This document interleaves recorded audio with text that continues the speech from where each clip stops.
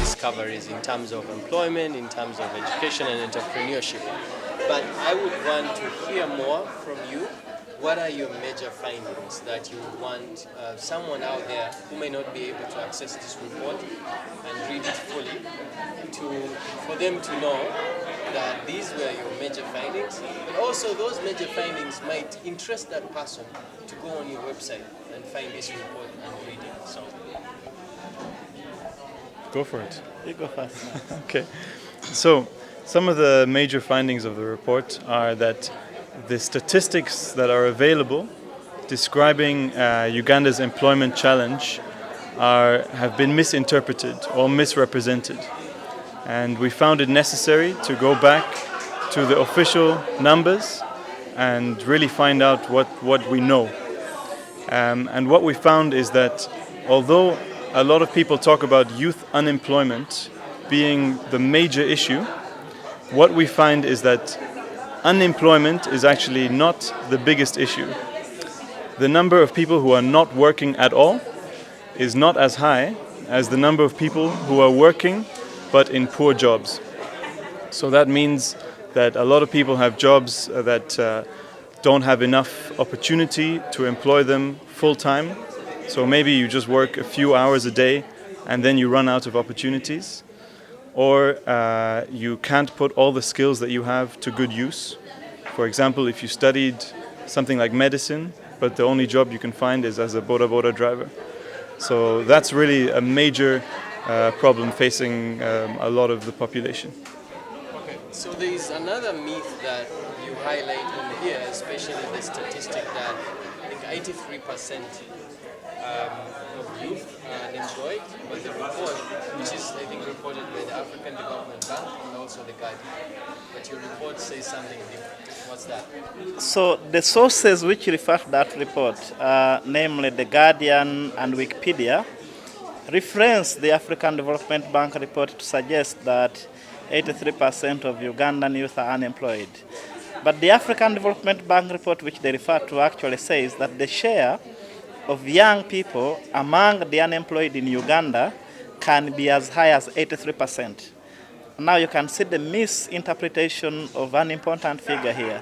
The number of unemployed young people among the unemployed in Uganda is simply the number of unemployed in Uganda divided by the number of youth. Yeah?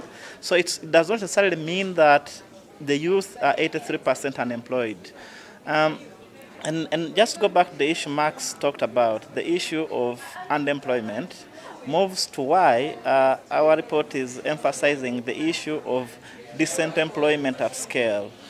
That if you have an economy like Uganda where many people have something they are doing, they are not completely unemployed, they are unemployed, what you need is to think about improving the quantity and the quality of jobs, decent employment, jobs which are properly remunerated, which are safe, which are secure, and which are dignified. And quite often the conversation is, and this is one other thing we find out in our report, about unemployment in this country, is looking at modern wage jobs and ignoring a significant number of people who are working in household enterprises. Can you imagine 6 million Ugandans, adults, are in subsistence agriculture, and they are not included at all in statistics on employment. And so when we design our interventions without considering that important figure, we miss out on reaching out to many people in the population who are affected by the situation of employment at the moment. So one of your findings talks about the challenge of unemployment being on labor demand side rather than labor supply side, which has been so much quoted in terms of skills of young people. And Max here gave an analogy of the ladder and breaking through the ceiling before you get to the ladder which might be strong. So I want to hear more and simplify for people out there who might struggle to understand these concepts and how they link together. So the debate in the media and probably to some extent in civil society and even politics has focused on the workforce. So they're focusing on education and skills and entrepreneurship.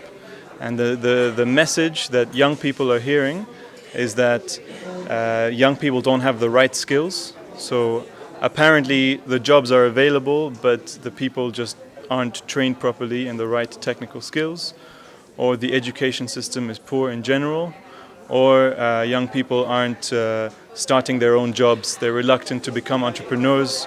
They are job seekers rather than job creators. And what we find is that this actually ignores the major problem, which very simply put is that there are not enough jobs in the economy. So it's not that there are lots of jobs available waiting to be filled, and the problem is the skills of the people. It's rather that there are just not enough opportunities currently in the economy for jobs to be created. And how do jobs get created? It's when a company decides that it needs to hire more people. But importantly, a company's decision to hire more people depends on that company's opportunities. For example, if I'm selling a product and I get access to more markets, I find that I actually have the opportunity to produce more of my product and sell it to more people. I will need to hire more people to increase my production. And those are the kinds of opportunities that are lacking in the economy. Okay, final question. In terms of moving forward, what needs to be done? But if any of you had the opportunity to say, what would be your ideal Uganda? In terms of what would be done to basically erase this challenge? I think the first thing our report shows is that we have been looking at unemployment from the perspective of statistics that have been wrongly presented and on the basis of diagnostics about what the causes of the problems are, which are wrong. So we have first and foremost to rethink that debate. We have tried to do that in our report by reframing the debate on unemployment and arguing that we need to expand the number and the quality of jobs available, and that's going to happen if farms are growing, and that happens if the farms have a market for what they produce, because the demand for labor is derived demand. But one thing which our report also points out strongly is that there are constraints and studies. We look at studies which show a lot of constraints within the economy, which prevent farms from expanding. But the studies which are available look at an economy-wide situation. We don't have any studies which provide granular analysis of what are the exact constraints within a given sector, within agriculture, within services, for example. So unless we understand exactly what are the binding constraints in these extremely important sectors, we will not think about how to lift those constraints so that the potential for farms to grow in these sectors is unleashed. And the other thing which is important, which our research emphasizes, is the issue of opportunities. Now, quite often, intervention is about confronting development challenges in our countries, emphasize best practices. So you come up with ideas, let's do this, let's do that. And sometimes many of these suggestions simply don't find the capacity domestically to be implemented. By looking at opportunities, we are saying what exists in the Ugandan economy today, which we can build on in order to remove the constraints which are preventing companies from expanding to hire more workers. Yeah, I would just add to that point that the resources that we have to tackle some of these constraints are very, very limited.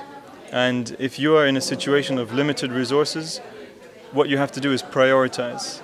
And so that's why we're saying we really need to study what are the sectors, what are the areas of the economy where the most realistic opportunities exist, and what are the specific binding constraints that need to be tackled now in order to unleash that potential. And that's where we should focus our limited resources rather than tackling a host of different issues where we're not sure whether these are actually the most pressing issues. What's going to happen next after this conference? So what this conference, first of all, has done is to challenge young people about these narratives. In this room, you had young entrepreneurs, young leaders from politics and civil society who are involved in different spaces of campaigning for employment expansion.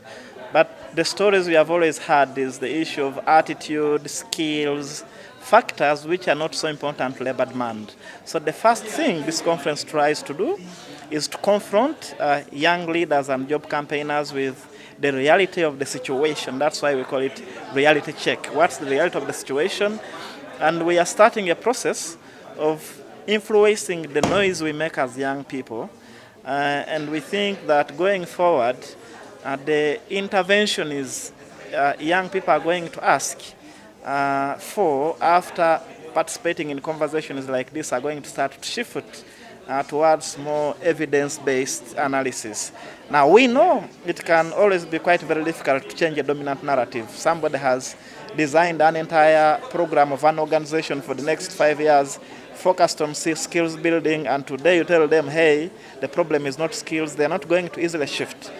But we are going to begin having conversations with them and repeatedly.